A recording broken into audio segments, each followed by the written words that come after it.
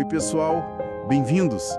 Hoje a gente vai mergulhar nos materiais bem interessantes sobre a maçonaria, sabe? Isso aí. Vamos focar em duas ideias-chave, a tal da morte iniciática e também por que usam o termo profano. Exato. Temos aqui textos da Biblioteca Fernando Pessoa, um blog chamado Maçonaria e Maçons. A ideia é tentar entender melhor o que está por trás disso tudo. Vamos lá? Vamos sim. É interessante ver como essas fontes abordam a transformação pessoal através dos símbolos e como definem quem tá fora, né? Isso. Começando então pela morte iniciática. O primeiro texto fala que a iniciação é tipo um segundo nascimento, que vem depois de uma morte simbólica. Nossa, isso soa um pouco forte, né? O que morre aí simbolicamente? Não é o corpo, claro. Não, de jeito nenhum. A fonte separa bem as coisas. Olha só, a morte física, bom, é o ciclo natural, né? Do que eles chamam de humano-animal, algo inevitável. Tá, agora, a morte iniciática, essa sim é simbólica. Representa a morte do ego. Quer dizer, daquela personalidade mais egoísta, sabe? Do ego. É. E o interessante é que não é pra aniquilar a pessoa, mas pra, assim, silenciar aqueles impulsos mais egoístas que dominam a vida comum, né? A busca por poder, dinheiro, essas coisas que, segundo o texto, deixam um gosto amargo de ausência. Faz sentido. Então, essa morte do ego não é um fim em si, mas um caminho para uma vida, sei lá, mais plena. Mais conectada com um devir mais humano, como diz a fonte. Exatamente. E fala numa escolha, né? Entre seguir esse egoísmo ou buscar algo mais profundo. E os rituais maçônicos? Como é que eles entram aí? Facilitam isso? Pois é, os rituais são vistos como um caminho mesmo, sabe? Com etapas bem definidas. Eles funcionam como um guia para o autoconhecimento. Um guia. Isso. Ajudam a diminuir a força do que o texto chama de ser ordinário, aquele dominado pelo ego, para abrir espaço para o ser essencial, ou o ser interior. A câmara de reflexão, por exemplo, é um símbolo forte disso. É um espaço para introspecção, para o candidato ficar sozinho e confrontar símbolos da mortalidade, da transitoriedade, para começar essa busca pelo ser interior, entende? Nossa, isso dá uma profundidade grande para o simbolismo. Então, peraí. O tal renascimento que a fonte fala é, na verdade, o despertar desse ser interior? Dessa consciência mais profunda? Precisamente isso.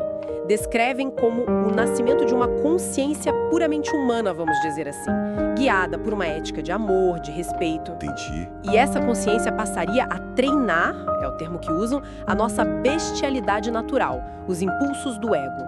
Não é o corpo que renasce, é essa dimensão mais ética, mais consciente. Que interessante. Mas olha, o texto deixa claro, isso exige vigilância constante.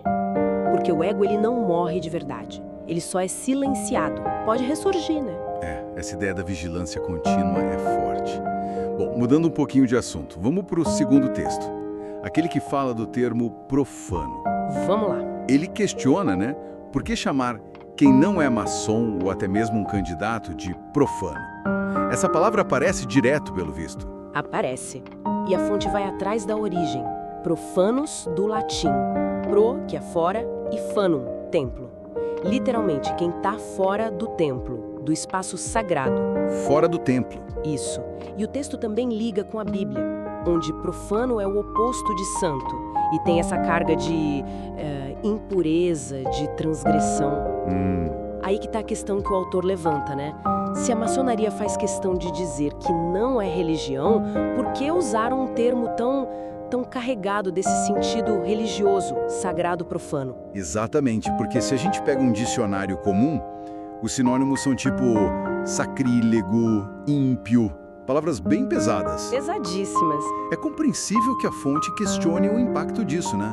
Imagine receber um convite e ser chamado assim. Ninguém ia gostar. Pois é, o texto reconhece essa dificuldade toda. Mas aí ele apresenta a perspectiva interna da maçonaria. Tem a visão de dentro. Tem. E segundo essa visão, profano seria só um termo técnico. Significaria apenas estranho ou alheio aos conhecimentos, aos rituais, aos mistérios maçônicos. Sem julgamento moral ou religioso, entende? Tipo, quem não conhece o assunto ainda. Basicamente isso.